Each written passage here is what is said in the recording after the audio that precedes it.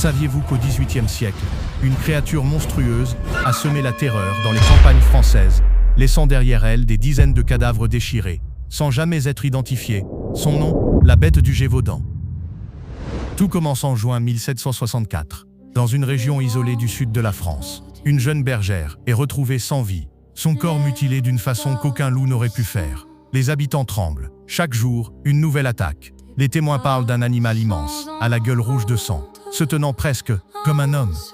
Rapidement, la peur gagne tout le royaume. Les journaux de Paris titrent « La bête du Gévaudan dévore la France ». Louis XV en personne envoie ses meilleurs chasseurs, et même son porte-arquebuse royal. Mais malgré les battues, la bête échappe toujours. Elle tue, encore et encore. Hommes, femmes, enfants, personne n'est à l'abri.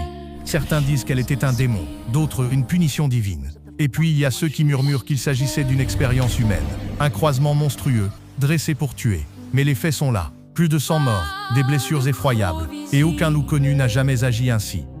En 1767, un chasseur nommé Jean Chastel abat enfin la créature.